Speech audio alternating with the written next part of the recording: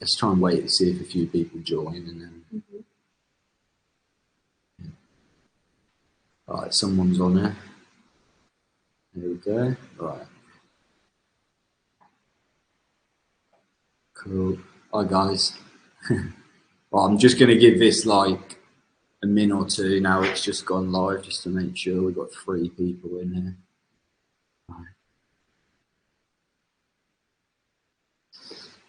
Right, guys. You two that are on here now, can you hear me okay? Does that all sound good? Perfect. Hi, Masada, you're right. Can you hear me okay, mate? Is it echoey or does it sound okay? Just to check. Perfect. Great. Great. Sounds good. Right, just let a few people join. Hello, everyone. Perfect. Yeah, laptop. Yeah, I've got mine on laptop too, mate. So great. Perfect. Hello, everyone joining. Hello. Thank you for joining tonight, everyone, guys. We've got a very exciting session planned for you. I'm just waiting for a few more people just to feed through, as it's only just gone. Perfect. Nice. Right, for all of you guys that are on the session, if you do have any questions throughout the whole thing, just drop a line on the chat box. I have got the chat box up the side, so I should be able to see all the questions. If not, then send me a little thing, but we should be all good. So yeah, cool. All right, well, my name's Luke Hawkins. Thank you for joining, everyone. I'm salon owner here at Seiko Studio in Goring on Thames. As you may have seen my bio, a few people will just kind of go over it a little bit. So I'm one of the UK educators for Seiko and salon owner here in Goring. I'm also one of the guest artists for Golden on KMS. So I'm very fortunate enough to travel around and share all my work with everyone. Hi, Greg, you're right. I've got a very exciting haircut to show you today, actually. So, special request by Dom. He did say he wanted to see something a bit more precision based, so perfect, because that's right up my street. That's what I'm all about, which is great. So I've got my beautiful model here, and she's agreed to let me cut all her hair off. So great, a big tip for a hairdresser. Yeah, great, really. So what I wanted to talk about first and foremost was kind of how I work. The way I tend to kind of look at hair and look at the individual, and then how that's kind of made me the hairdresser I am so far at the minute. So my kind of, or our kind of philosophy here is all about beauty first. So we're very much focused on bringing the natural beauty from within into the individual. So whether it be someone I'm working on that I want to make look more beautiful, or someone I want to make look more handsome, that's how we work. So our kind of first and foremost thing is giving someone that feel-good factor and ultimately making them feel more attractive, feel themselves. And how can we do that with hair, basically? It's one thing we're all great at, but how can we kind of make their hair complement their look?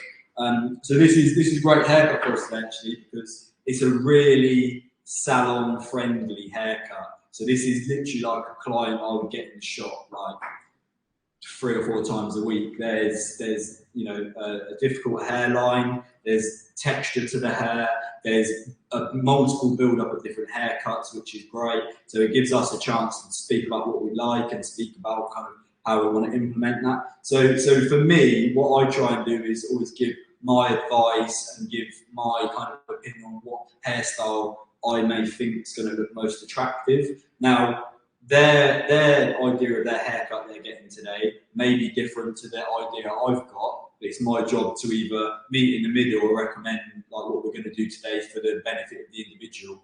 For some people, it works the case that they'll only ever let you take that much off their hair, and that's them. You can tell them a million times that they look far more attractive with hair, into here or into here, but that's just the way it is. But I would always offer them that suggestion of this is what we could do, this is what I would recommend, and if we have to meet in the middle, we meet in the middle.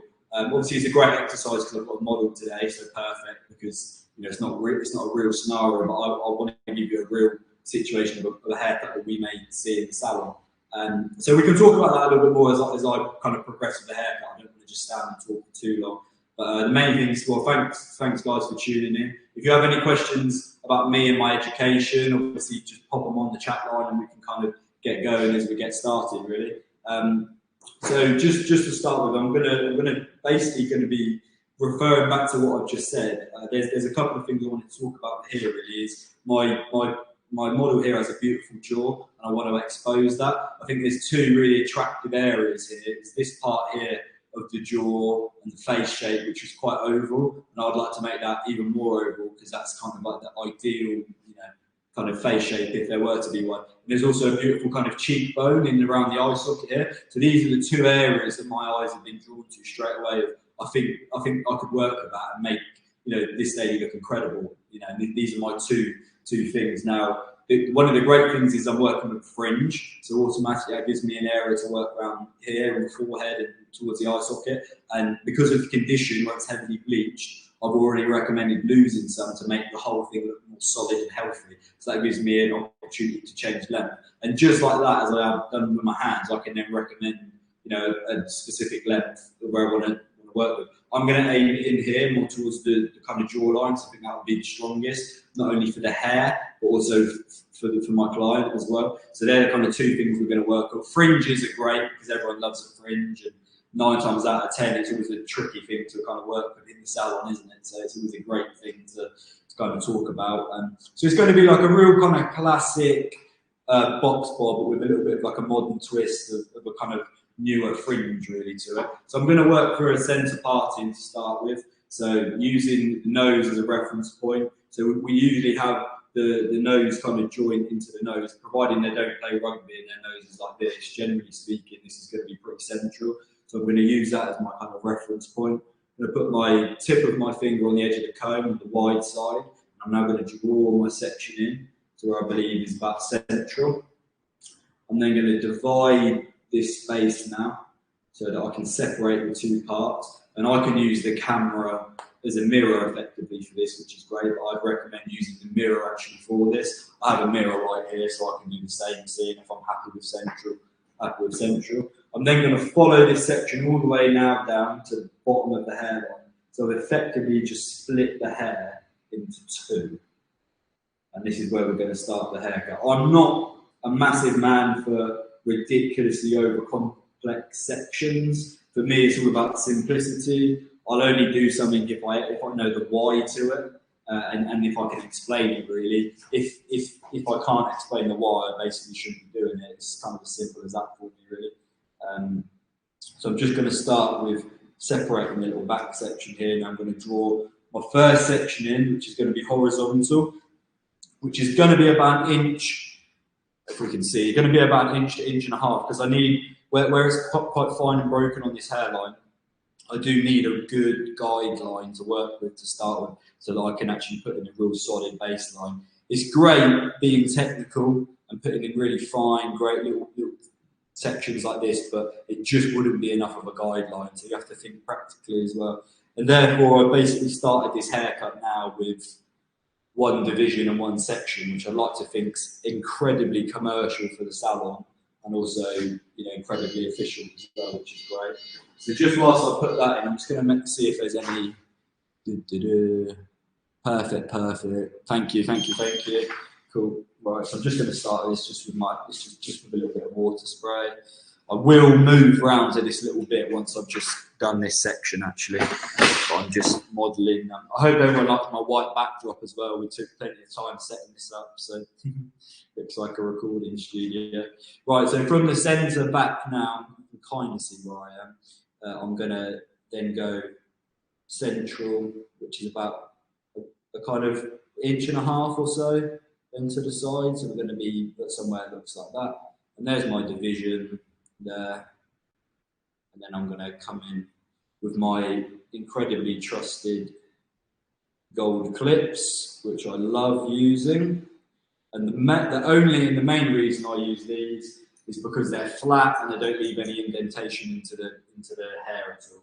So particularly for a real precision-based kind of sharp haircut like this, it's essential that you don't use clips that have kind of teeth in them or jagged pieces, because you're going to make an indent in the hair, and ultimately that will affect then how the hair falls, but also the blow dry. It just basically gives yourself a disadvantage for the sake of giving yourself a disadvantage, really. Same again from centre to the ear, like so. And you can see then what I'm going to do is just groom all the hair forward the best I can in the kind of cleanest possible manner, and just use the ear also as like a little kind of safety feature here as well, like so. Right, so I believe if I work here like that, I appreciate I'm at a slight line, but hopefully you can all see well here. I think that's a better way for me to work. If I stick this light on here,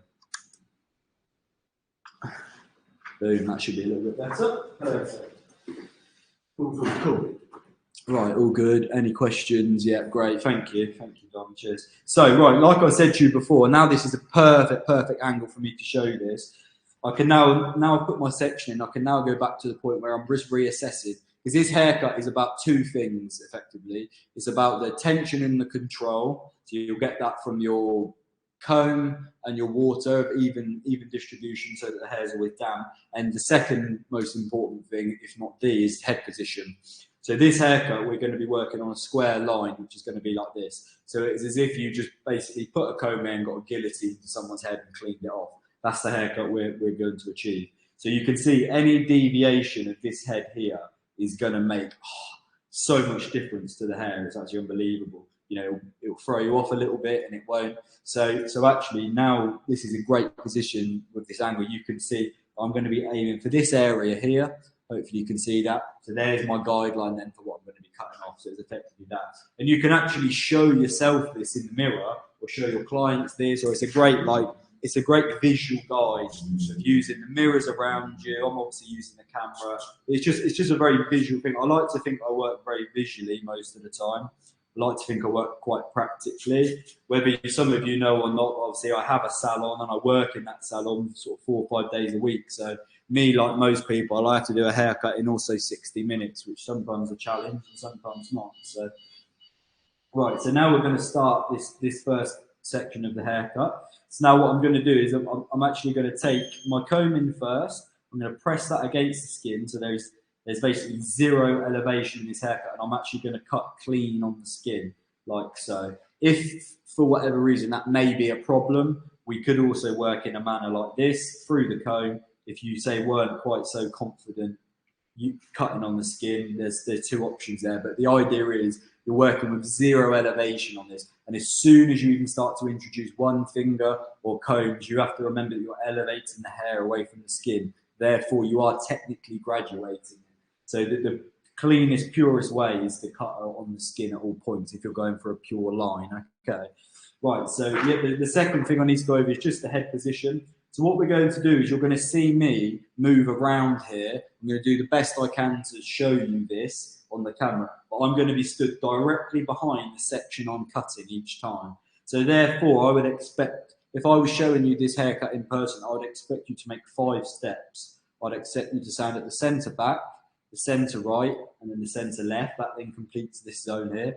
And then you would then see me stand to the left here, and then to the right. So you'd see me take 5 steps, and that would then be basically the whole parameter of this haircut that you would see me move. So that each time I'm basically directly cutting like this, so I can see exactly what I'm doing, and I'm building up. There's no over direction and combing to a side, and you should then have a pure line with the interior. So what we also need to do is just drop that chin just slightly forward. So the key is here, because this is a perfect angle for it. A very common mistake for cutting lines or bobs is to basically do this, right? That may be great for access, you know, great. The chin's down, we can see perfectly well. What you have to remember is what that looks like when the head is completely up, right? So what I always recommend you do, if you can, is if to think like this. If you made a little L like here and put your thumb on the chest plate here, and then put your finger on your chin like this, if you can see that, that's as far forward as your chin needs to go. Do you see? Because any further, my chin drops like that, and that could be a change from one shape of a haircut to the next. So if you can do this to your client if need be. If you needed to do that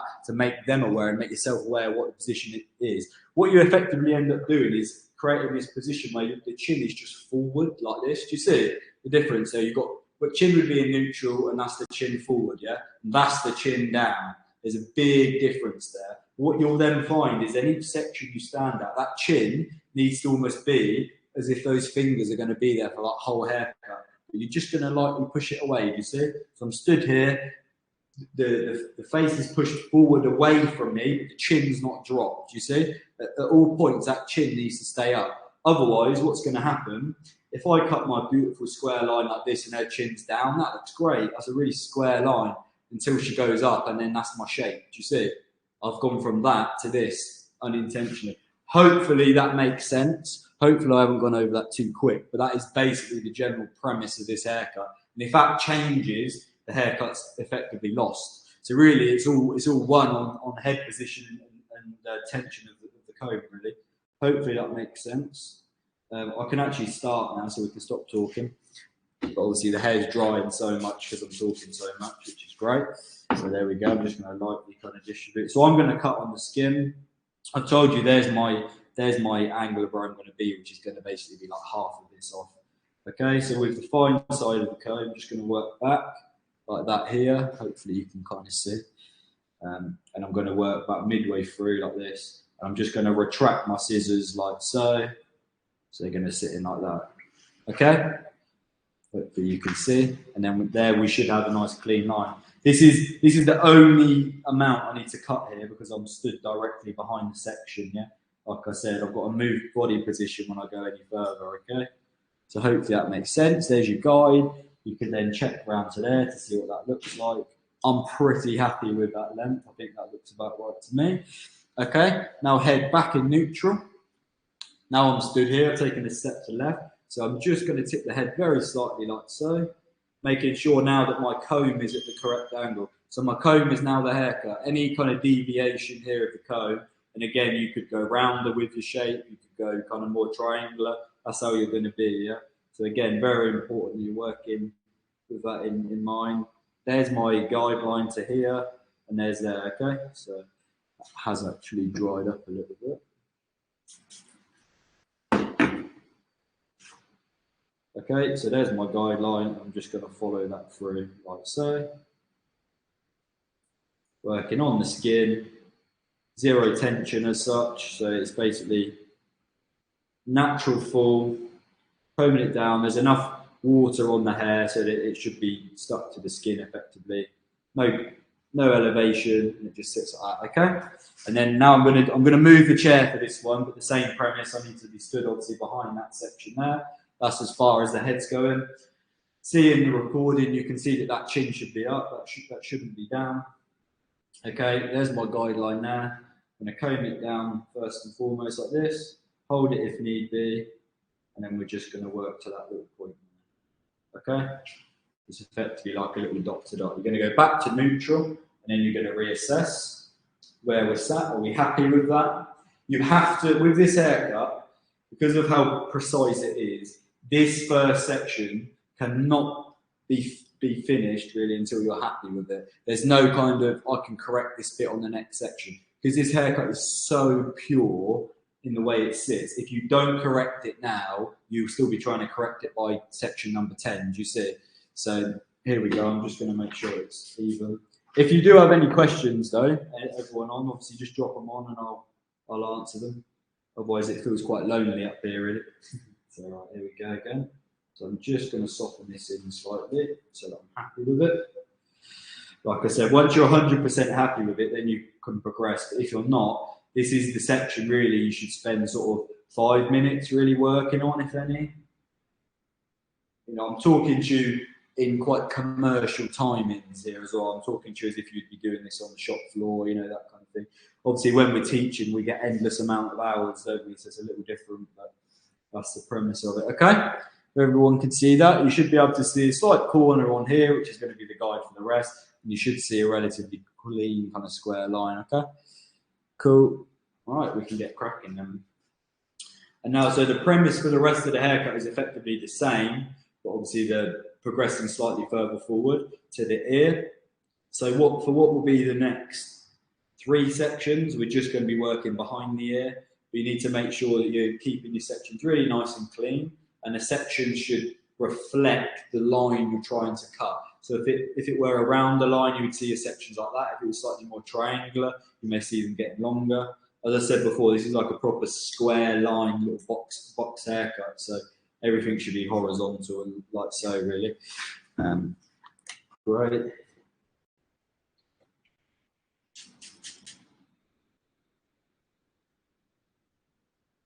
Okay.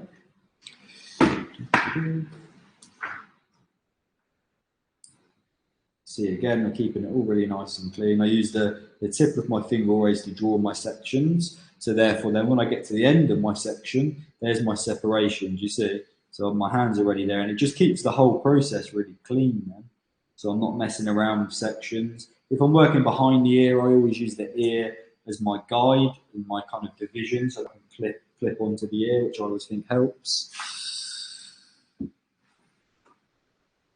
Oh, lovely! We've got a question. Just sending this water spray down. Perfect. Oh, great. Yeah. So, what level of experience would you say you need comfortably to do this haircut? If I'm being honest with you, I think this is one of the first haircuts you should actually learn. To be honest, I don't know if it's kind of my way of teaching them on my level, but if I'm right in saying anyone I work with always gets taught a line first. But what you have to remember with a one length haircut, or a line, isn't always just down here or down here or down here. Like this is the same haircut up to here. It's just that you could argue it's more visible at this point than it is here. So actually, this is one of the first haircuts I do actually, and I think it's for that level because it's the understanding of how to cut a clean, pure line. If you can cut one on here, you can cut one here, you can cut one here. The starting point for me, whenever I teach anyone a one length, is actually to cut through the comb onto the back like so, and we do this, and then we transition from cutting through the comb to cutting freehand. So they're the two things they learn first, actually. So yeah, I'd say first haircut actually. In terms of if you were to say in doing a real short, sharp little box bob, it's practice really. I mean, I'll give you a really good insight into me actually, Mustafa, because I actually do training on myself every single week. So every single Tuesday evening, I'm stood in this shop where I'm stood now, and this is where I get a doll's head out or a model, and I spend basically 2 hours every Tuesday cutting hair. So it'll either be on something I feel like I need to work on, something, I maybe haven't practiced quite so much, a specific haircut maybe that I've maybe been challenged with. But it's simple as that really. So I mean, for me, the box bob really comes down to you need to cut about 1,000 of them, don't you really, to probably become truly comfortable at them. I mean, I still come up against problems now with cutting a box bob just because of hair texture, really. Sometimes, you underestimate how much something may spring, or you think, oh, actually, they've got different hair to what I originally thought. The texture is different when it's really long to short, that kind of thing, really. So yeah, great question. I mean, I hope it's not too much of a long-winded answer for you, mate. But yeah, I mean, it's practice at the end of the day, isn't it? You need to keep going with what we do. You have to almost invest time upon time of hours and hours what we're doing. And I'm still not as good as where I'd like to be, but it's a journey, isn't it? Ultimately, I mean, whether many of you know much about the journey I'm on at the minute, but I've started working with Richard at Seiko. I'm now part of the education team here for the UK actually, and it's actually consisted of me getting effectively retrained because I've had to complete the foundations program to be able to teach it as an educator. And I mean, I've had moments where I've walked away from the academy in London in the last year, 2 years, where I've actually thought I can't cut hair very well, to be honest. But that's the kind of severity that I'm basically being taught it at. I'm being taught as if I'm working in front of 4 HD cameras, basically, But that's the idea, isn't it? I like people to tell me that this is what I need to do to improve. This is, because I'm always seeking that kind of next level of myself, I suppose, really. But yeah, it's practice, isn't it? First and foremost, I like to think that on the platform app, I've noticed so far that there's a lot of really passionate individuals that, albeit are specialists in their own areas, but I can just tell by what they write that they've already invested hours and hours of time so far in their careers getting to where they've got, whether they be kind of, educators or technicians or whatever level they're at, salon owners. It's just great to be able to kind of share that with everyone, really. And We've actually got Greg on here somewhere, I believe, and me and Greg have been in conversation recently, actually, where through purely meeting on platform, we've actually been talking about doing some education for him and his salons over in Dublin, in Ireland, which is amazing. So already, you know, we're creating networks of people, and the app's, you know, not even a year old, is it? Which is absolutely incredible. So it's a kind of great example of like-minded people wanting to learn. For me, really, first and foremost, the reason I wanted to get into educating was because I felt like I'd learned so much from so many people that I wanted to be able to share that, really. And I felt like someone just put something on there. Yeah, great. Yeah, cool. Sorry, I'm just trying to also not make sure I read the hi Chris, as someone new's joined. Great. Yeah. How important is it to be a busy salon stylist? Really important, actually, really important. I think it's actually what you can never lose is the fundamental part of our industry, actually, and that's being a hairdresser on the shop floor. I think that is one of the most, it's the backbone and the bread and butter to what you'll do, really. It's as simple as that. I mean, look, I'm doing what I'm doing, and I still run a column at least 4 days a week, and it's in no shape or form easy, but I think it's so important. I think you need that experience. But where I was kind of going with my education chat was actually the point that I wanted to get into hairdressing. I wanted to get into educating when I realised, you know, what I knew was so valuable. I could share that with people. I wanted to get across to the salon stylists. Like, my audience as an educator is actually the salon hairdresser. I want to work with people that maybe don't work in the biggest salon in the world. They don't work for the big chains. They don't necessarily work for, you know, Mr. Celebrity hairdresser that spends, you know, thousands of pounds a year trying to get into an awards category and various things like that, and on PR. And I want to get involved with salons that are serious about being great hairdressers and that are actually happy investing money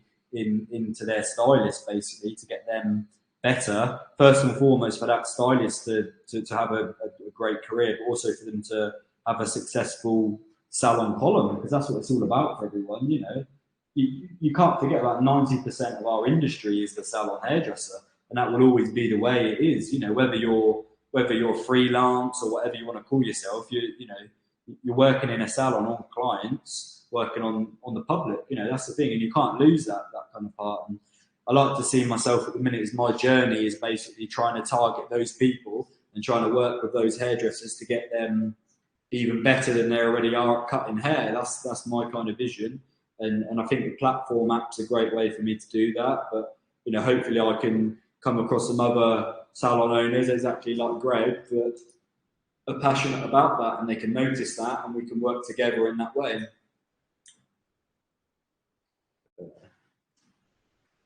Perfect.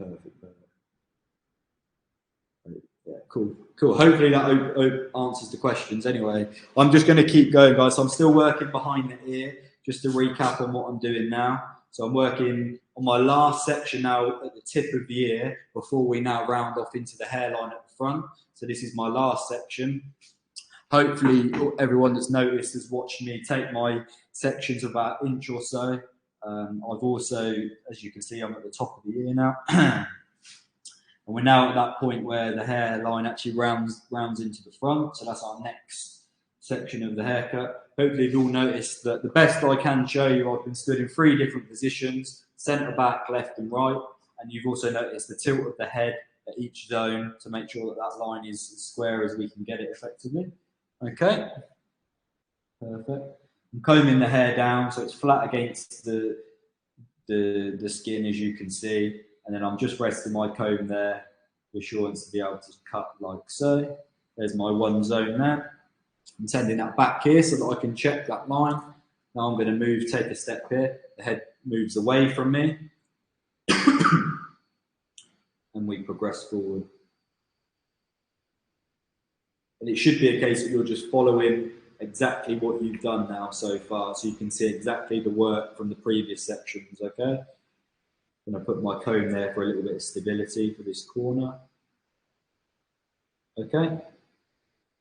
Cut away all the excess. Right. There we go. And then you should be able to see a nice little clean line there. And now I'm going to stand in front of this section, head in neutral, so keep bringing it back to neutral. And then it's just going to come away from me with that chin still being up. Note that the chin's not dropped heavily. Okay, and as you can see, I'm cutting it all, combing it directly down from its natural fall, so everything's coming down. Okay. Like so. Okay. Right, just grab a little bit of water.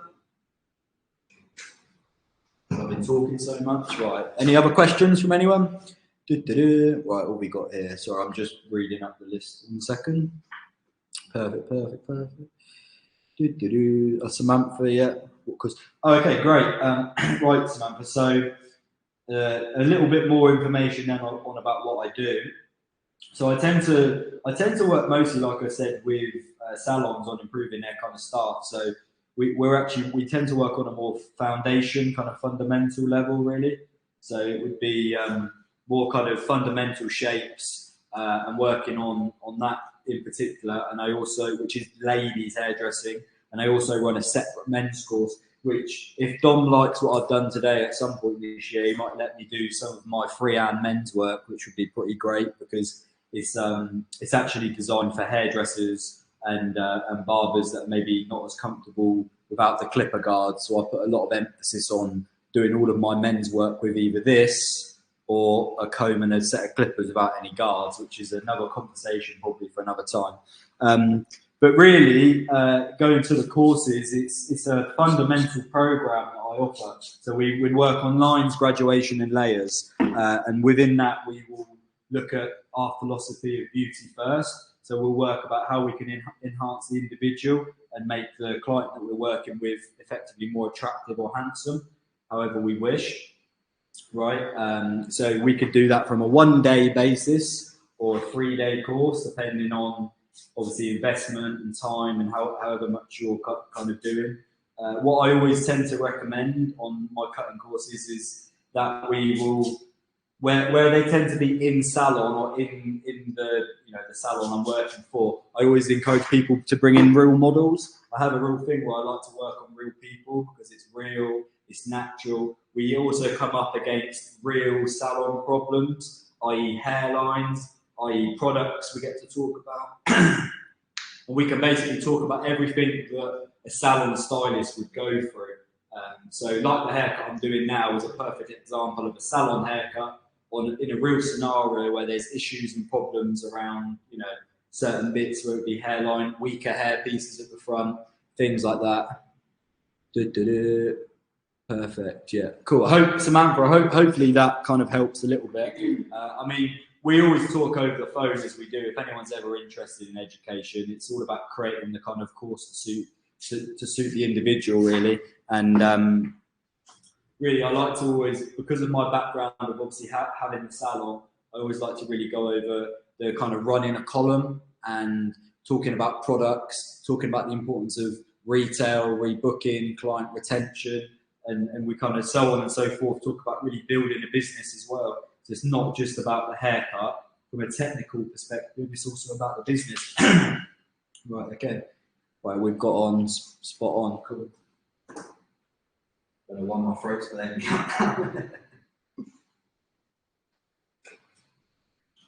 It's ever so much talking, that's what it is. Okay, yeah. Cool. Right then, what have we got here?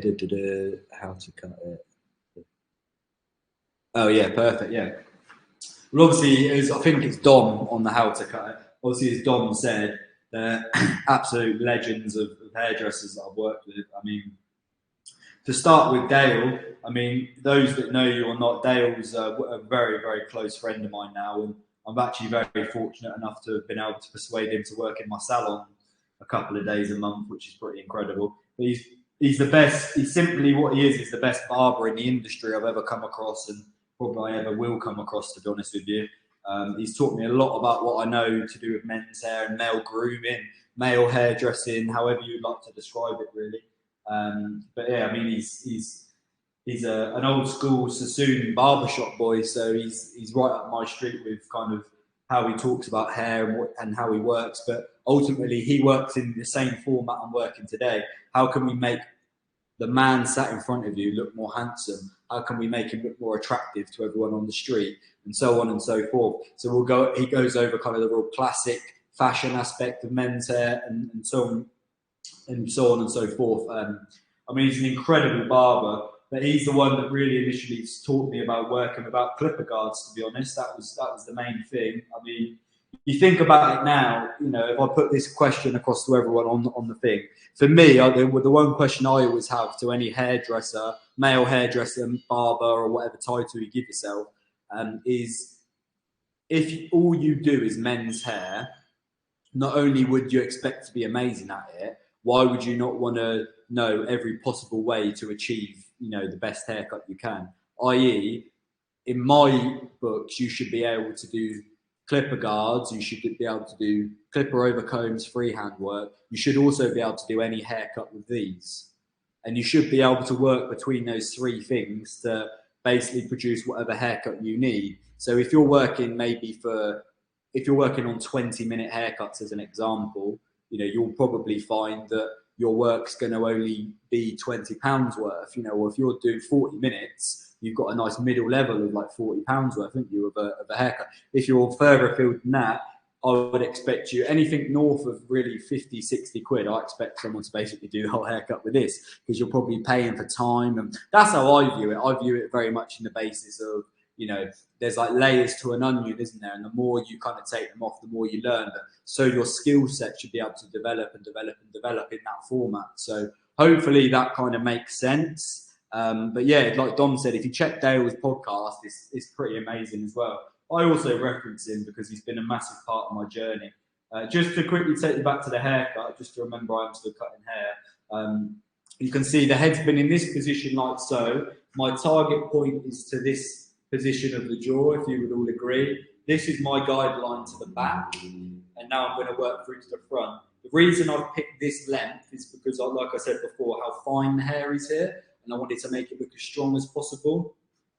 So what we now have to remember is the ear, right? So sometimes when you're working with ear, it might be very flat. Sometimes it might be, you know, very wide and bigger, basically. So you have to allow for tension to tailor in. So what I'd recommend to start with is taking the hair that sits on the ear and split it like so. So anything behind the ear comes back, like I've already cut. You're then going to cut this with effectively a very small bit of over direction and very loose, low tension. So this is where you'll be working through the wide part of your comb here or completely on the skin. So it's very natural and you're not putting too much tension on here like this to make it really, you know, tight and jump up. Now what you're going to do is you're going to comb over here, and then you should find that some of that hair sits on the ear, and there's your guideline. Now what we need to do is work over the ear, like so, with our comb in hand. I would then expect you to then tap the ear, so this is as loose as possible. You can see the tension, right? And then you're just going to then remove anything below that sits on your line, okay? So hopefully you can all see that, if that makes sense. But that is how I expect anyone working at any length of hair that goes over the ear tight enough. That's how you should be working. Therefore, then you have a guide from the ear to then finish. But basically, this hair is almost kind of gone, isn't it? Where it's kind of slightly non-existent at the front. Do you see? Okay? Now your head's going to go back to that neutral position. There should be a line. Okay? And then you're going to do exactly the same on this side here. Hopefully, you can all see that. Right, so there's my guide here, and I'm just going to work on that section through to the front. Like so, we're just going to work a little bit lower for this one. Here, like so, hopefully you can all see that. I've done two sections at the back, so I'm just playing catch up on this side at the minute. So it should be here, like so. Hopefully you can see that. Again, a very horizontal section we should be working with. The other person that I have to talk about is obviously Richard Ashforth, who's the main man behind Seiko itself. And whether you know much about Seiko or you're not, he's effectively become a big mentor of mine, and now you could probably say my boss in some sense. But he's probably the best hairdresser I've ever worked with, to be honest. I mean, his overall knowledge and expertise and ability is just absolutely amazing. And learning from him every week, like I do when I go to London, is just, you know, amazing, really. But it's also working with people that can also inspire you. I mean, the reason I've been attracted to work with these people in the first place is because I knew they were experts in their field, and that was the first and foremost the biggest thing for me. I wanted to work with people who I thought were the best in what they do, so that I could then learn from them, and that's how our relationships were created. And now I'm fortunate enough that I work in such a close proximity with these people, and particularly Richard, that I'm going to be on stage with him in the Excel at Salon International in October. It's quite a surreal moment, but it's also a thing of kind of showing you, what you can achieve as well, I would say. And I'm only at the beginning of my journey with Seiko in terms of educating and still learning a lot myself. But to see how far I've come under the watch of these people, it's pretty amazing, really, because they're also so passionate and eager about what they do. They just want to be able to share their knowledge to make you better as well, which is a pretty amazing thing, really. So note the head position as well. So this is neutral. This is me to the side, still with the chin up. Okay, what's perfect? Yeah, clean. Sorry, I'm just catching up. On the cut. I don't really. I mean, to be honest with you, I think it's Dom, isn't it, on the how to cut? Anyway, I don't really work with hair dry very often. I think probably one of the best people I've seen work with hair dry is probably Gianni, who's pretty incredible, isn't he? Really, but I think if you work, my stance on it is working with hair in its most natural way for the look I'm trying to create. Now, for me, that often means I don't work with hair dry very often. So I like to see hair in its natural state, which means shampooing it so it's all clean and wet. And then I will therefore then dry and cut dry afterwards if I need to. But for me, hair needs to be clean and responsive, doesn't it, for us to see how it falls naturally. Therefore, if it's not been washed for 2 weeks and someone comes in for a dry haircut, when they do wash it, it could be here, there, or everywhere, couldn't it? So I've never really kind of noticed the real benefit for that to be the case. I mean, I think about 20% of your haircuts generally are dry because they're at the end of your work, but generally 80% of the work you've done is first actually on the hair wet, like I'm doing, and then I'll do my rest of my refinement at the end of this haircut. So that's kind of where my stance sits. I do, like I said at the beginning, everything I do tends to be with purpose. So if I can't explain why I do something, then generally speaking, I won't do it because it means it's not right, Otherwise, I would kind of be doing it. So hopefully that makes sense, Dom. I hope it sort of answers it. We're just working over the ear here. So remember again to tap. Look at the chins up on the head, and this is where we're working to. We're working to that kind of jaw-like arena there. So I'm just going to have a little check in my mirror to see what my balance is to make sure I've not got an asymmetric haircut. Looks pretty good to me. Okay. Right, now we can keep going. Perfect. Yeah. And now I'm going to just level my sections off. So I'm at the same point. My recommendation to you all with doing this haircut would always be to work side to side at the back when you get to the ear. Do the first section like I have, one side and then one side, so that you've got your baseline in completely, and then it's completely up to you to whether you just complete one side or not, to be honest. It depends on speed, it depends on how you work, but once your baseline's in, as long as you're not cutting into your line, then you should be absolutely fine. Okay, hopefully that's all cool. Hopefully it makes sense, and I'm just going to get cracking. All right.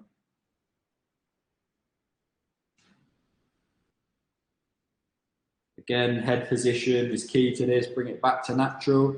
See there. We're going to be here. Sorry, I need to keep moving this. So you can see section, comb's the same angle as the section. Bringing it all the way down here. Okay, like so. We're going to go back to neutral and then back to the side again. Section over the ears, coming back. Okay, now I'm on to the section now where I've introduced the front part by the ear. I can now work from one side all the way to the front if I wish, just for fluidity, as I've already got a guideline there. Okay, now we're going to work over the ear, comb it through. I'm going to work on the wider or looser part of the comb, tap the ear, There's my guide here. There's my end goal in my comb. Okay.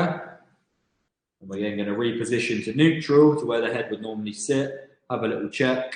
There's still a little bit there, so I'm just going to go back again. Wider point of the comb. Okay. Still again. Check again. Perfect. Right. Now we're going to go back round to this side.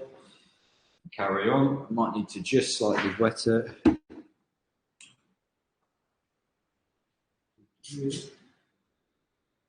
Keep the questions flowing in for anyone else that has any questions. Whether you wanted to speak about salons and owning a salon maybe, or obviously any haircutting education stuff if you'd like to speak about. Yeah, you know, keep it flowing really. If anyone has any questions or maybe my opinion on anything, always happy to share it if it's asked.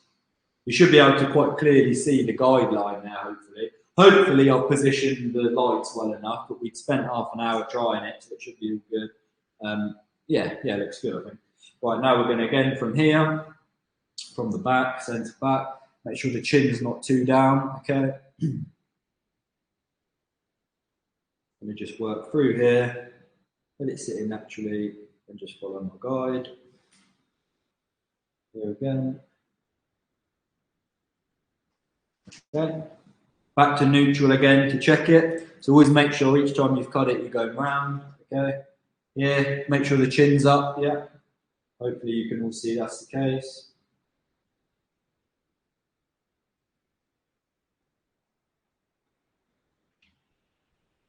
Okay.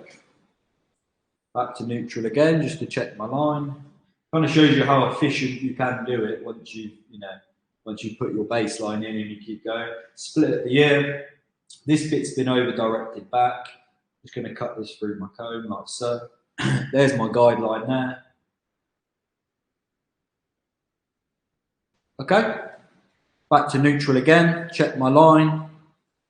I'm now working over the ear again, so I'm going to be on the wide part of my comb here. I can see my guide quite strong. I'm going to tap the ear there. Okay, hopefully you can kind of see that. Yeah, great. And then you can see that's where that kind of sits into the front, and you can see where it's like a little softer, can't you, as well? So you could kind of argue where that's like a little bit of breakage. I personally didn't want to take it quite that short because it would be then kind of too much onto the cheekbone. But you'll see in a minute when we work with the fringe how we're going to soften that little front piece in actually. But for me, it makes it incredibly kind of commercial and also very realistic. Because let's be honest, how many clients have we worked on in the salon where they've got breakage, they've got problems with colour, problems with condition, so on and so forth. You know, it's a very common thing in the salon, isn't it? So, right. I'm going to keep going. Hopefully you can all see now as the video continues. Actually, if you're in agreement with me in the case of, I think the hair looks thicker now than it did when we start, which is a massive benefit to the haircut. And that's why, you know, as a professional, you should recommend something that you think is going to benefit the hair, the look, and kind of backs up my point from the beginning about, you know, offering your professional opinion to make something look more, you know, beautiful in that sense, or make the individual look slightly more beautiful. So let's have a look. I'd say in terms of overall techniques and stuff, I'd say graduation is probably the hardest for me and the hardest thing to teach and one of the hardest things to understand, because it is all about that increment of elevation each time, whether it be from here to here and how much different that can make. And I think controlling elevation is probably got to be one of the hardest things I certainly found to kind of master really in cutting, that's for sure. I love cutting lines and also think that's very hard to do, but yeah, graduation I'd probably say. How do you find it? Yeah, great actually. Yeah, since we've moved over, so the backstory for me, I don't know whether anyone's listened to my podcast or not that I did with Dom, but I was a salon owner for 3 years prior to becoming a Seiko salon, and we did that at the beginning of this year. So this is now my first year as being part of kind of the Seiko organisation as such. But yeah, the transition's been really amazing actually. So the team are already starting to feel the benefit of that. The team have already been up to the academy. doing some colour stuff with the head colourist up there, which is amazing. I mean, for me, it's just great having that kind of like brand unity. I'm now a part of a brand that I actually really believe in, and I think it's amazing, you know, to find someone like that. And like I said earlier on, to be able to work with someone of Richard's ability every week is pretty sensational, really. I'm, you know, very privileged to be in that position. But yeah, it's great. Hasn't made too much difference to clients, really, to be honest. I mean, all my clients now know a lot about Seiko that they never knew before, which is great as well, because we're now using all the Super Nature range, which is all the Seiko hair care. And I mean, that is pretty special stuff. It's completely organic. It's completely kind of cruelty-free organic hair care range, and it's very small but very prescriptive and beautiful to use. Really, it's not a very big range, but I like that about it. And I'm running that alongside all of the KMS stuff at the minute as well, which is great. So finding, the staff are actually getting on really well. What's been amazing about my team actually is how responsive they've been to it all. They were as excited probably as me about becoming a Seiko kind of branch, because they know what that means, and they know my guys, because they work with me, probably know every Sassoon story there is, because I'm a real Sassoon fan. But for me, Seiko are basically the modern day version of Sassoon, really. If I was to look at a company that resembled anything similar, it would be them, really. And yeah, so they've been really behind it all, actually. They think it's great. They're doing really well, which is good. And like everyone, you know, there's always things you have to go over with your team. But my team at the minute, I've probably had the most talented team I've had for a long time, and I can assure you, it's taken a lot actually to get through that, really. Love the question. Yeah, great. I mean, like everyone, I've had staffing issues during COVID, and also let's not forget the overall thing in the industry at the minute, where everyone's going freelance, everyone's going self-employed. You know, I'd also say the big elephant in the room is probably the fact that people are more interested spending more money on awards and self-promotion than they are on producing new apprentices. I'd probably say that's a very big thing I noticed. You know, the numbers are probably almost halved of apprenticeships in the industry in the last 10 years that I've been involved in it. You know, it's like gold dust trying to get a good apprenticeship in England now. So I think there's probably certain salons that are maybe to blame for that, maybe, or not to blame, but they certainly don't encourage it. You know, it's people, you know, hairdressing used to be a job for me that I used to think was incredibly creative and part of the fashion industry, very exciting. You know, you get to work with all sorts of different people if you're a sociable character. You know, you get to work with beautiful women, or you get to work in a barbershop full of lads. I mean, load of banter, like whatever the sort of dynamics is. And if you like that sort of environment, it's great, wouldn't it? You know, that's what you could be a part of. And at the same time, you never get told off for talking. You can be really creative and earn some good money. And I don't know where the kind of love's been lost with hairdressing, really, but I think a big part of it is big salon groups and big salon organisations, like your big companies, haven't probably backed people enough in the industry for apprenticeships, really. You know, you think all your big organisations and colour houses and people like that should be so all over promoting apprenticeships, shouldn't they, really? And you don't know if they are. Away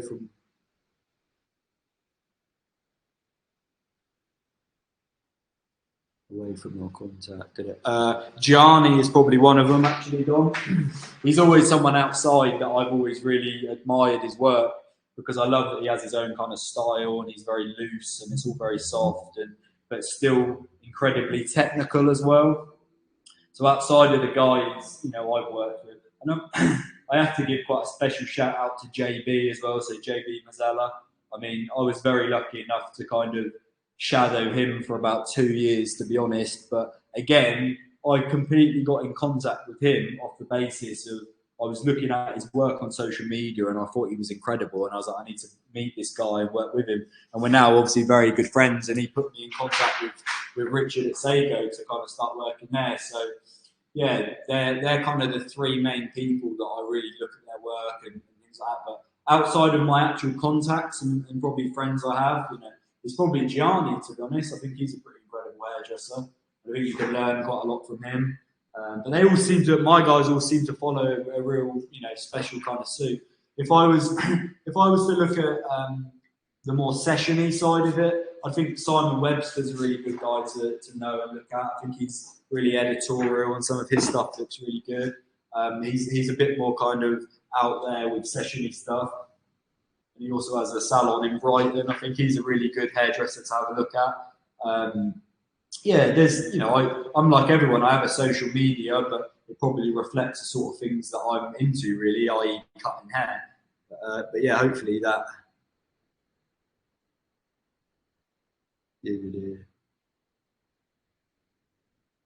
Oh yeah, I agree, Dom. Yeah, maybe the next thing, Dom, will be to do a sofa session, and we can really bring out a few real controversial points, can't we? That'd be great. It could be like podcast Mark II, couldn't it?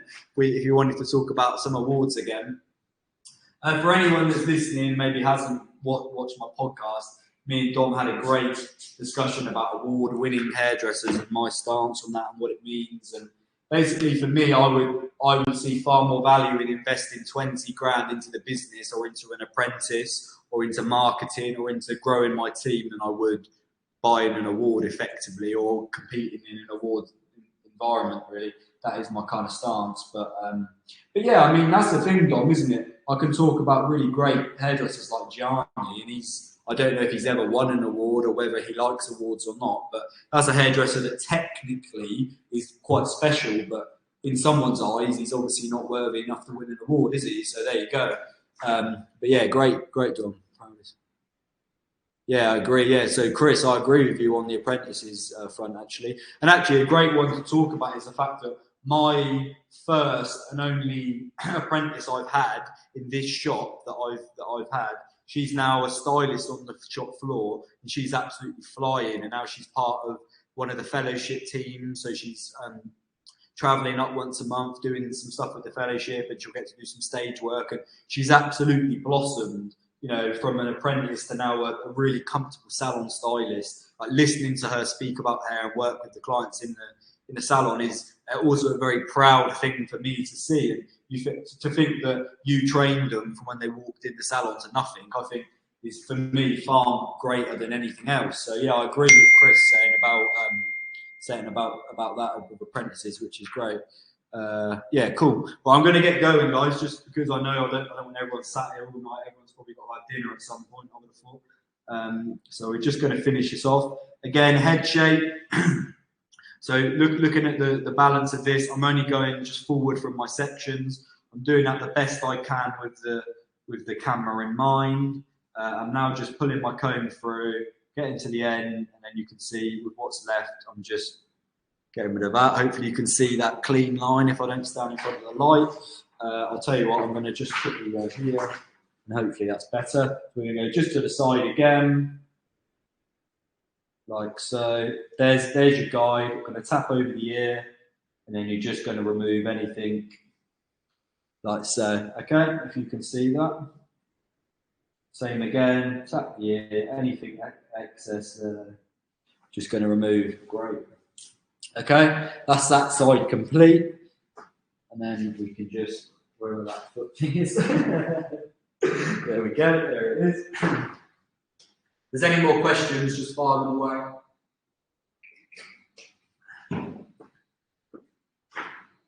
Right, I'm just going to finish this off now. So I'm going to split that into two sections here. Okay. I'm just going to remove that to this side here, so that's out of the way. So you should, by this point within the haircut, you should be able to really, really clearly see your line in its kind of purest format. It should be a case of just going over the top of it now and removing any excess, really. So it's effectively like a sort of dot to dot. Like I said, the main thing you're going to be working on is making sure you're not over directing the hair, so you're combing it directly down on the section in your head position. So the chin's not dipped too far forward. Then you're going to move to suit, make sure that chin's up like it is, okay? Then you're just going to follow this through, like so. Okay. and then so on and so forth. There's my guideline there over the years, so it's been directed back. Okay, you can see that, perfect. Chin up slightly. Going to work over the ear, going to tap the ear for tension. Same again until we basically run out of hair here. Okay, and then it's going to be there. All right, back to neutral. There's your line. Okay, last section. Rather give. Oh, I love that. That's a great comment, actually. Would rather give them a bonus than pay up 20k for a shoot. Yeah, that is great. And do you know what? I've started really getting involved in. So this whole backdrop I've got here, these are where I've been making my own videos and pictures for social media. And I'll tell you what, it's come at the cost of me buying a backdrop, setting up all the lights, either having a computer or laptop or whatever you use, and buying a tripod stand. I do everything on my iPhone. I don't edit next to none of my work. I may put a filter on something every now and then, and that's about as fast as my editing skills get, and that's about it. So that kind of shows you, you know, about how I'm just trying to promote my own work, but how easily you can share all your work nowadays on, you know, social medias or on various platforms, and you don't have to spend much money doing it. That's the thing. You know, if you want to edit loads of pictures and get them in a magazine, so be it. But even the magazines are now starting to show pictures that have been taken on an iPhone. Like, we could be part of a really big movement here with the industry and removing almost the essential part of needing to be a multi-millionaire to be able to succeed, because you have to pay one of the top 5 photographers to do your work for you. It's just not like that anymore, is it? iPhones have got so good that we can basically do it all ourselves, really. It's quite amazing. And trust me, Dom was helping me get on the live. I'm not a techie person for someone in my 20s, but you know, I still manage to share my work and work in that format, really. Have you worked? No, I haven't worked with a model before, actually. This is our first meeting, isn't it? So yeah, that's about it, really, to be honest. No, it's not. I've talked a little bit previously to this about what we could do today, but I've been given a pretty free rein, really, so it's great. No, like everyone, I'm always model hunting, so it's one of them things that we're always looking for someone new, aren't we? And someone that's going to let us cut the hair or change it up. But no, I like to think that we're going to be happy today, because this is effectively a client, so you know, I have to be very careful. But yeah, hopefully that answers the questions.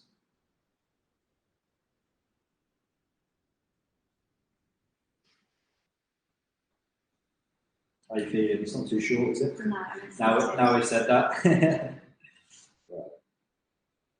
Perfect. So here we go. So there we have it. There's our little box line. As you can see, we've worked into this point to soften the jaws, to basically make the face look more oval. In that sense, it's almost there, to be honest, but just to soften this bit, and then you can see it's made it look a lot thicker and stronger as well. Hopefully you can see. We've got these little pieces now at the front that are just shorter, kind of little bits of breakage, and we also have a fringe in here that I haven't worked with yet. So now I'm going to wet that down and work that back in, so I can show you now how I'm going to work that fringe into the haircut. Any questions, let me know. All right. I'm just going to use my water spray again, just to soften this in. I had to really show you this haircut from the central parting position, because I wanted everyone to get the premise of what kind of foundation haircut I was doing, and that real precise box bob kind of look. The fringe is going to now soften this hair structure because of what it offers, but like anything, if you're working with fringes, always reset them back to wet to start with before you dry, so that you can look at if there's any kinks, if there's any little bits. The worst mistake we can always make with working with fringes is cutting it as it's dry, and then it just pings up, and all of a sudden they've got a really happy European fringe, maybe. So, okay, so cool. Let's just have a little check. Oh, I really like the sound of Chris. I think we might get on quite well, actually. Leah, what backdrop have you got? This is literally just a backdrop off of Amazon. It's the whitest colour I could get, basically, as in clear white. and it's a 6 foot something stand, because obviously I'm only small, so it's far above my head. And yeah, that's it. I think it's just like a clear white. It's literally under £100 for rolls and rolls of it. I mean, it'll probably last me the next 2 or 3 years, to be honest. There's loads of it. But yeah, very affordable, like very good. Nothing like silly expensive, you know.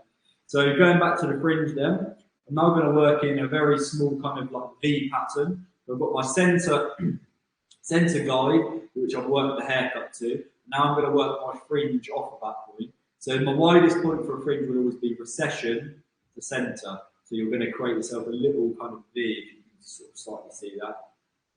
And that's where we're going to start with our fringe, and then we can assess the area and see if we need to then add any more into it.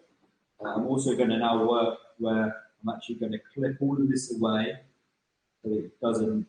There we go. So you can see it looks a little bit cleaner for me. Okay.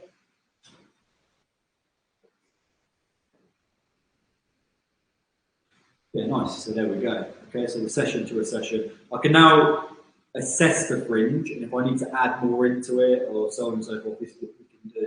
This is me taking into account all of the shorter kind of previous hair from before.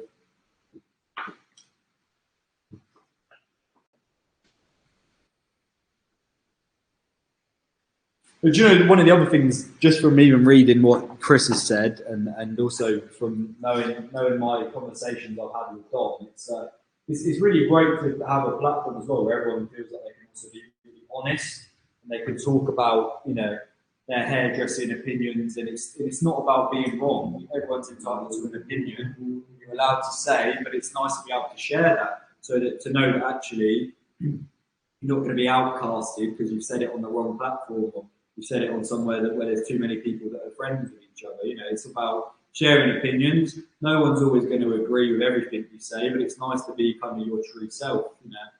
And my podcast basically reveals the start of my true self, really, that I wanted to share with everyone. So some people will like it, some won't. But I got, after doing that podcast, Dom, I must have had within 20 or 30 people message me about how much they loved it and how honest they thought I was, and so on and so forth. So that's great feedback for you. It's good. So what I'm going to do here now with the fringe, this is the hair I've got. I'm going to work on a kind of more like sad fringe, being the positive rather than a happy fringe. I think sometimes a questionable look, but we're going to go sad fringe, so it's shorter in the middle, then slightly wider and longer on the sides. If you remember what I said right at the beginning of this live, was the two areas that I really liked on my model was jawline and eye socket, kind of cheekbone area. So that's where I'm going to aim it, okay? So it really helps bring out this area, but also so it complements it and softens that little piece in here so that we can actually see the eyes, and it reveals that area very softly, okay? So hopefully that's okay. Can't wait for the fringe. You look like, yeah, perfect. Yeah. So I'm actually going to start from the side here. I'm going to put my guidelines in from there. Hopefully you can see like that. Is that better? I think so. Is that better? I think so. Yeah, a little bit better. That's not too bright, is it? There you go. Right, let's put you there. That helps a little bit, okay? So we're going to work from here to start with. I'm following the exact same philosophy as I did before, so I'm going to work through the comb on the wide part of the comb so it's softer. But I'm just going to work through the comb here instead, just so I don't cut into the eyebrow. I'm going to start here. Okay, so you can see now I'm just working on that edge area there, which is where I want my finish point to be. I can then therefore take this bit shorter into the middle. Note my body position for this. If I'm stood here, it allows me to work with this fringe more. If I stand in front, it may mean that my fringe then starts to look something a little bit more like that, yeah?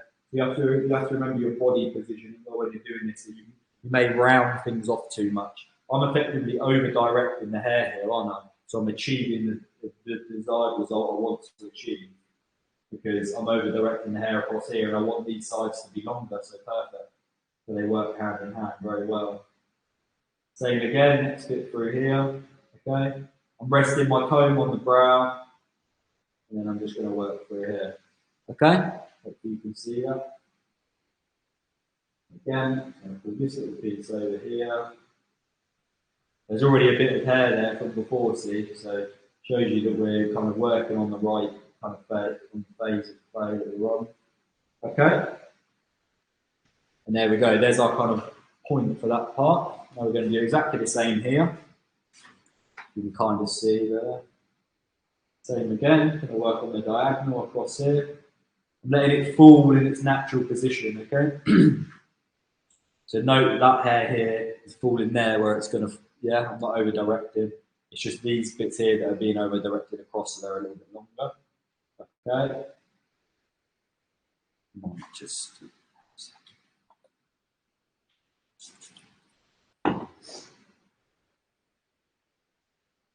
Okay. You can see that the fringe is only slightly over-directed, which it is mostly being kind of brought into its natural form. Okay. Over here.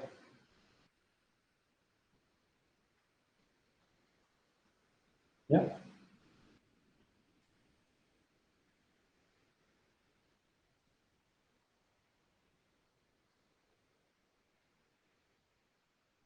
Just resting the comb on the eyebrow so we don't slice into anything. And then same again here. Same again. Okay?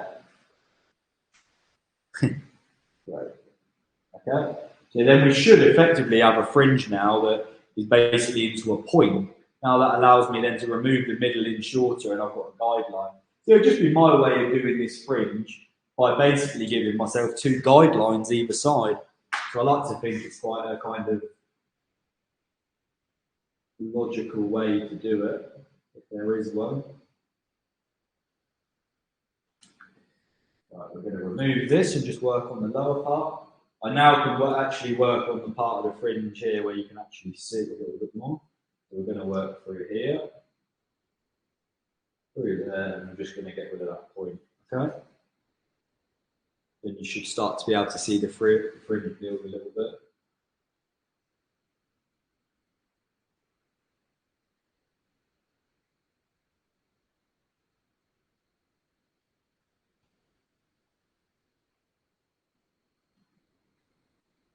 I suppose the other question is quite a lot of the time you would cut fringes dry, I imagine. That's the other thing.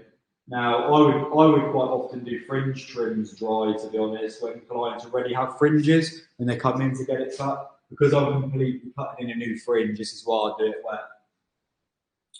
But I would just advise you leave it a centimetre shorter, to be honest, just to give yourself a little bit of like breathing space as such. You can always take it shorter. Once it's gone, isn't it?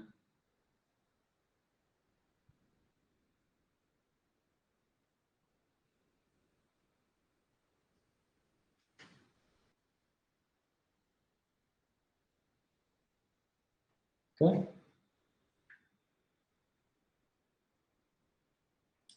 Same again.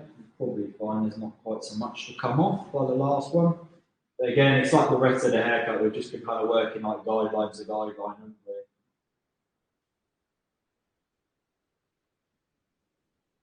So albeit it's very precise work, hopefully you can all see it's still also very logical as well. Okay?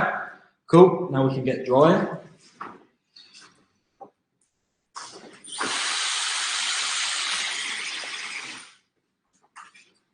Hopefully everyone saw my video I put on platform last week, which was about wrap drying fringe trim. Well, I was doing it. I've done a fringe on a lady I worked on then, and I did the wrap dry technique on it. I'm going to do the wrap dry technique on this whole haircut. So what we're going to do is we're going to work all the way around the hair, blowing it one way, and then we're going to swap hands and blow dry it the other way, focusing just on the root to remove any kinks and smooth it all out. Once we've dried all of that, we're then just going to section away and turn under with my vest brush, the rest of it, just to smooth it all under so it creates that lovely sleek look. So we go wrap dry into tension dry, 10 minutes usually, and you kind of finish. I'm going to use a bit of the primer, Super Nature. It's a heat protect detangling spray. It's all part of the Summer Seiko Super Nature range, which is amazing.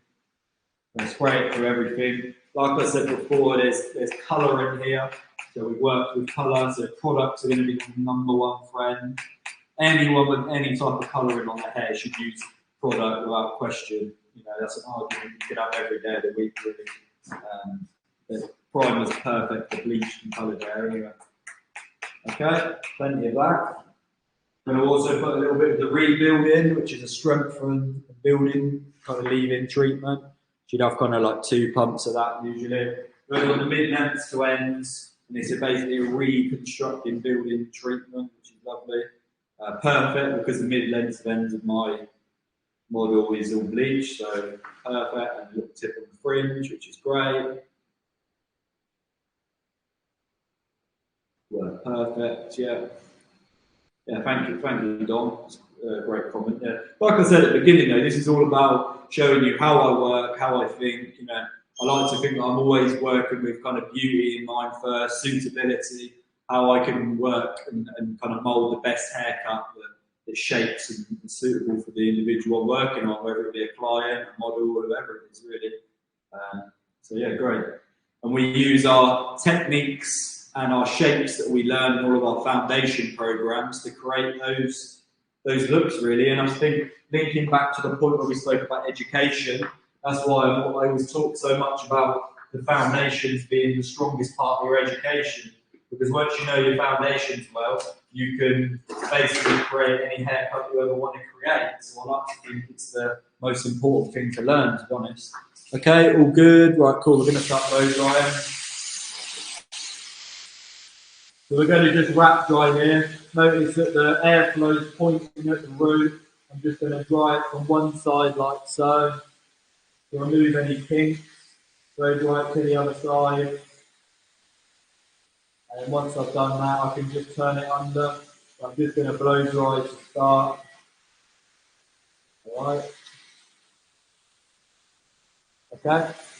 And then once we've done that, just going to turn it under the mid-length and ends. Just so it sits like so, okay?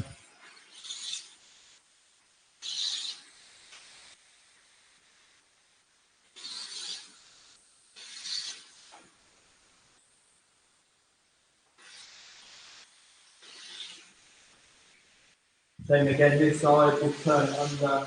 Once we've dried the roots, you don't need to go over the roots again. So we can just go under that mid-length to end bit. And we're just going to turn it under so it's just nice and smooth.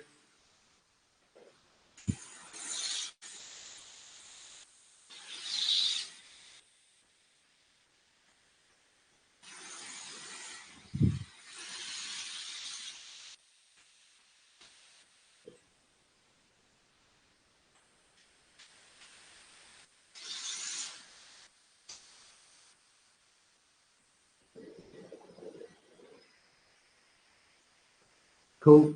Yeah. Right. Now we can go, now we finish that bit. That's set. Now we're just going to work through and wrap dry the rest. So you can see I'll start at the back. I'm going to dry it one side to another, like so. Just focusing on the roots, getting them dry first. You can see I'm brushing it one way and then the other. This also keeps the hair really smooth as well, so we're not too frizzy. Note that I don't have any clips involved because I'm trying to make it a very fluid exercise. So I don't think clips are really required in this, to be honest. Not until you start doing your tension dry, where you might need a little bit of a helping hand from a clip. Okay.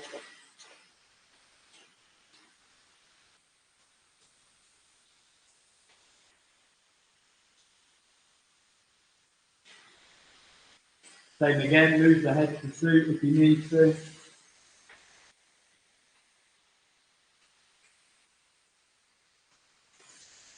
Okay.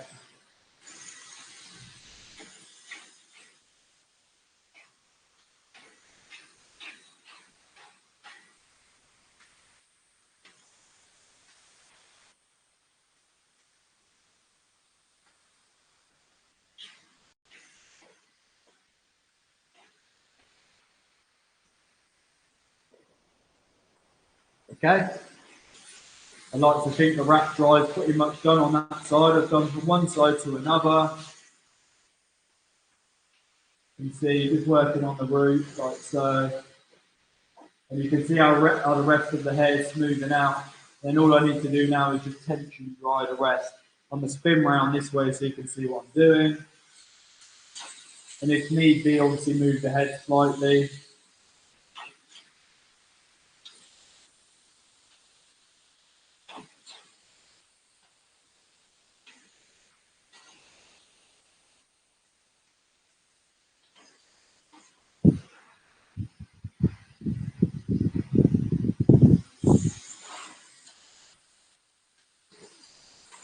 Apologies, because I know the blow drying bit's usually the most boring bit of the whole thing when you're doing a live, but bear with me because it's all beneficial for the result.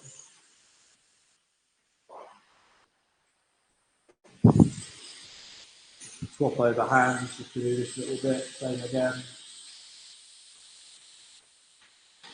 I always think it's like ultra benefit to the individual if you can teach them how to dry or blow dry with both hands. It's amazing, really, because it helps keep everything really fluid.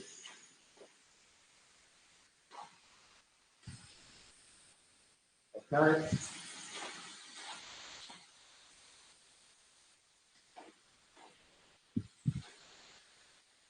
And then once you're happy with that, you can then just start turning it under, really. You feel like, don't make it go frizzy. So you're just going to turn it all under like so. And just keep working forwards, to be honest. Work all the way to the front, then move into the back.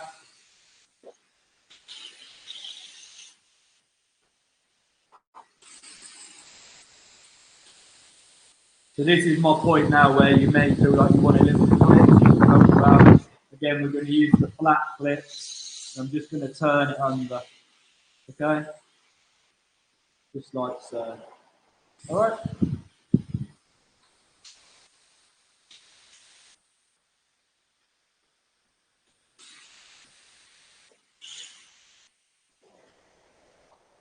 Okay?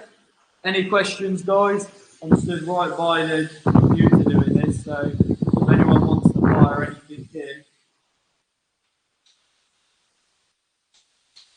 I appreciate we've probably run over a bit on time.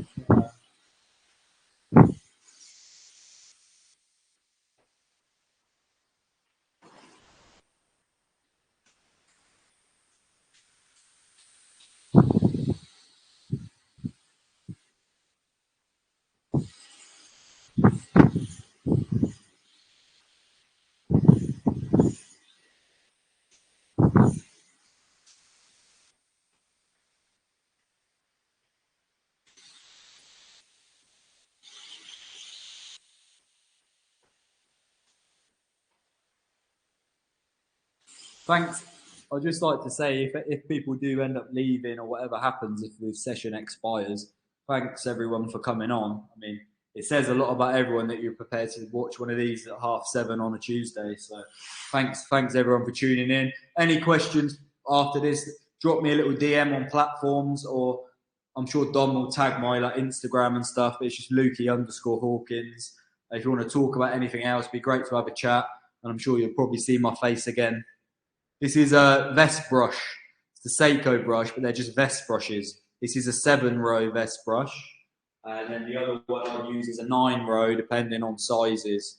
So I can hook you up with some if you need, but they're just vest brushes. They're the Japanese vest brush, but most big companies sort of sell them now, Sassoon and everyone else. They all have their own logo on them. It's just a vest brush, yeah.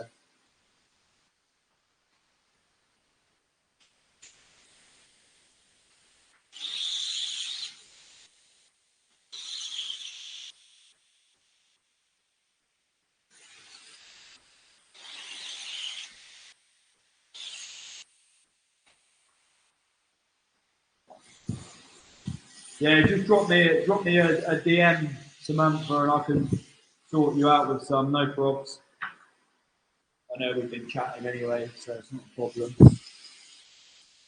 Same again, all I'm going to do now is just turn this under, just to make it nice and smooth, okay? So I'm just going to turn this little piece under like so.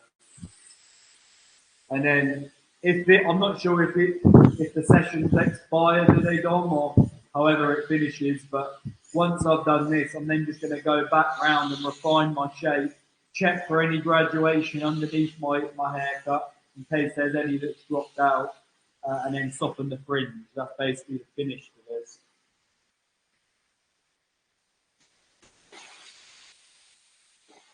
You okay? Yeah. Not falling asleep on me.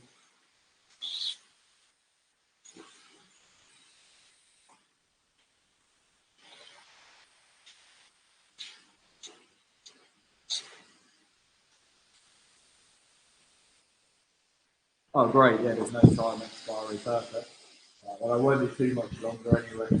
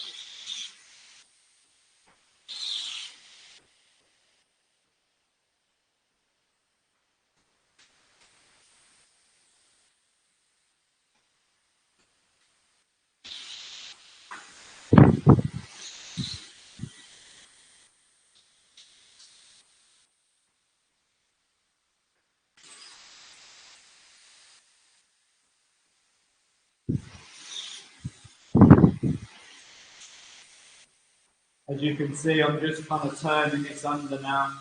We're just making it really nice and smooth with the softest kind of little bevel, really, just to kind of flatter the shape of it.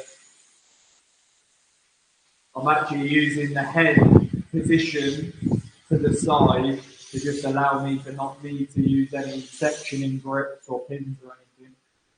Okay.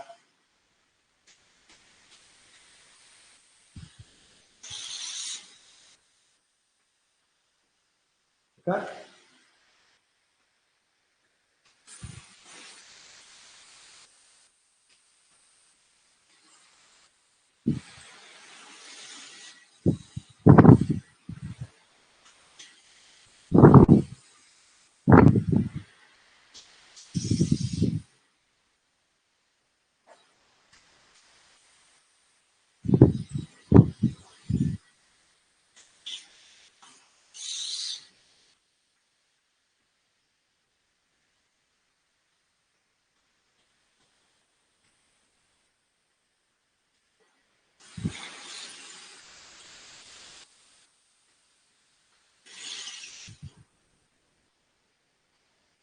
Oh, great. Yeah.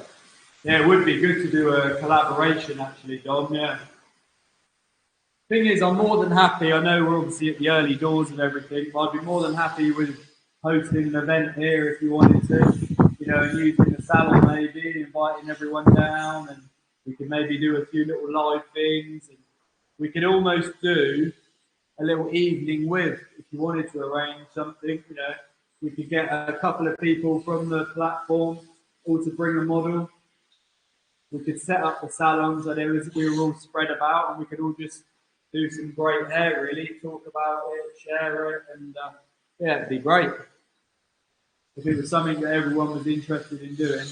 Where I'm located in Goring on Thames, which is on the main train line out of London.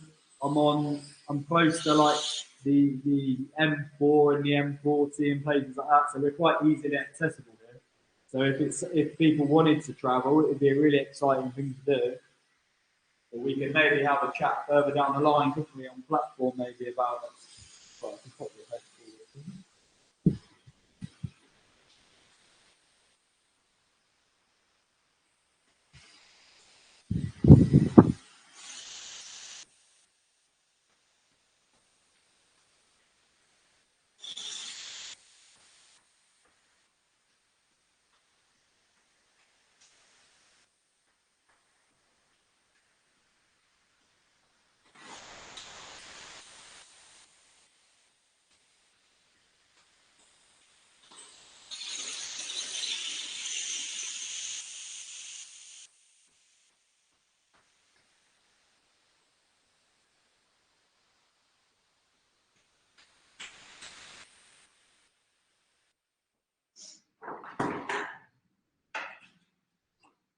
What are we thinking then?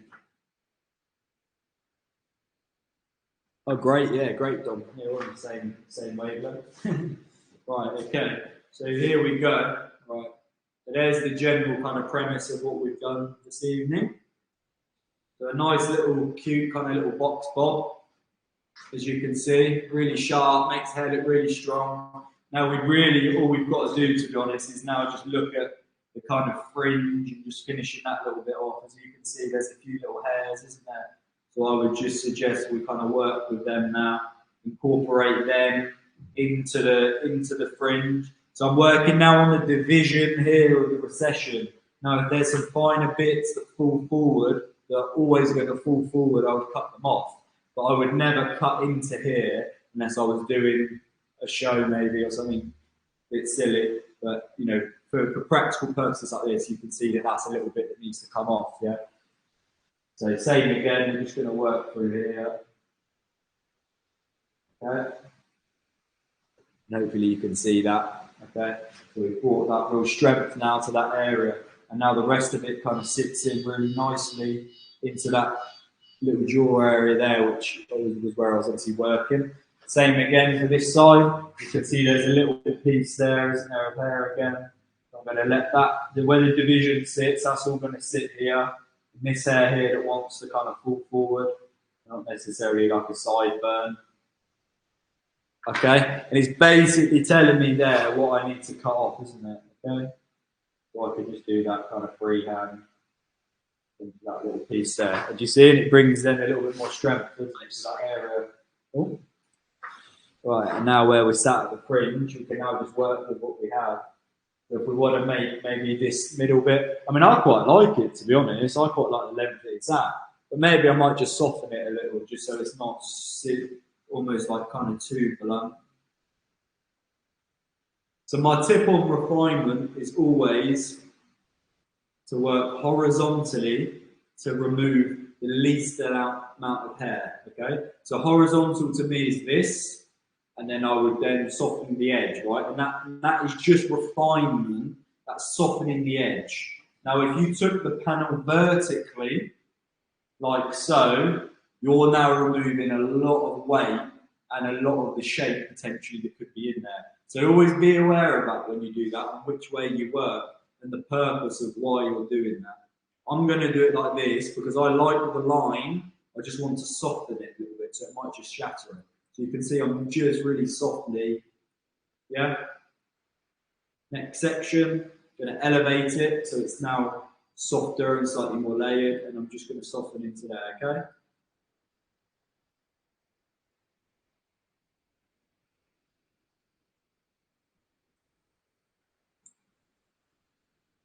Okay, and then same again this side. We'll work horizontally.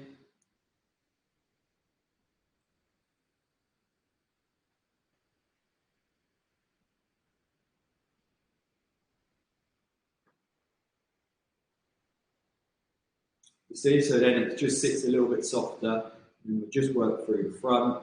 So in the same format, I cut the fringe. That's how I'd expect you to soften it. I'm not trying to change the fringe, I'm just trying to soften it. Okay? And you can see kind of how it's now sitting, can't you? I quite like it to sit a little bit more like that, so it's kind of, you know, a little softer, which is kind of quite nice. And then we've got that real kind of cute little bevel. Right, now what we're going to do is just check for graduation. So now what we're going to do is just pop the head just slightly further forward. You're not in an unnatural position, but just slightly further forward so we can nick away anything. I'm going to just go onto my knee for the purpose of the exercise.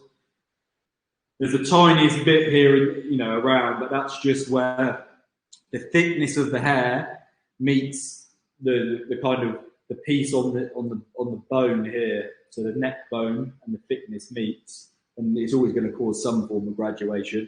Just hope it's not a chunk, really. You can kind of see it there with the change in the colouring. Okay. Now I'm just going to soften that in. Yeah.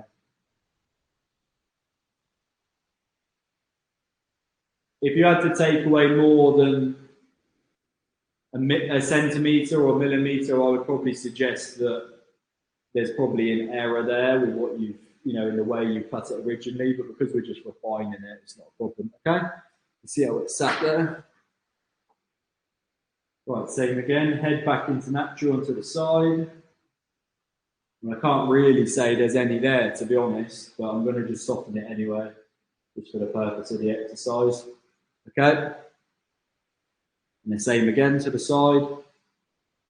There's not really any there, but, I'm just going to, okay? And then now, if you see any little loose hairs like this come over, what I'd recommend you do is just through the fingers. Okay, head back to neutral for me. And there we go. So there's my little box bob for you all. Hope you've enjoyed it. With a nice little fringe. There we go, beautiful shine with the product and the finish. And the little recap is basically so that we can kind of go through nice precision little box bob. I wanted to introduce a fringe as well, so you should soften this to something a little bit more technical. But this is extremely commercial. We worked on making the hair look as full as possible because it was bleached, as thick as possible. And I also wanted to complement the facial features of my model, which were the jaw, to make the whole jaw look more oval. So I've chopped the kind of cheekbone area here. By aiming the hair here, it softens the cheekbone, making the jaw look more oval. And then we use the reference of the side of the eyes to really bring the eyes out as our kind of finishing or starting point for the fringe then, and then we just kept it really soft, okay? Really blunt, really sharp, but incredibly commercial as well, okay? Thank you guys, right.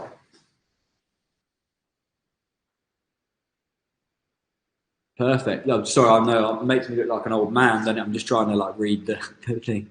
Yeah, great. Yeah, feedback's great, guys. Thank you. If you want to leave a little thing on here, that'd be great, or drop us a message. Hope you've enjoyed it. The only thing I'd say now that I would do is probably add a little bit of serum, to be honest, just to polish it off. But that would be me in the salon, just wanting to make it look, extra polished, extra refined, that kind of thing, just to seal over the edges, really. But I hope you've all enjoyed it. Thanks for sitting on for so long. I appreciate we've gone well over time, but hopefully everyone's still here, so it said everyone's still live, which is great. Thanks to my model. Yeah, all great. Questions, if there is any. Thank you, guys. Thanks, Greg. Looking forward to coming to Dublin, which will be great. Yeah, great. Perfect. Thanks, everyone, for the messages. Anyway, thanks for sitting on for so long. If you have any questions once this is finished, just drop me a message on socials or platforms or anything and we can have a chat. But hopefully you'll be seeing me a little bit more on platforms as well soon, which is great. Thanks to my model. Dom says thank you for being such a great model, so that's lovely. And there we go, a little box bob with a fringe for you all today, okay? Hope you've all enjoyed it. Thanks for tuning in, and I'll see you all soon. So if that's all good, I can end this, I believe. So, yeah. Thank you very much, guys. Cheers. However you finish this, I don't know where the mouse is. Oh, okay. Is it finished? I don't know. It's like watching an old man, isn't it, on the computer? Where is it then? Go on there. Oh, there it is.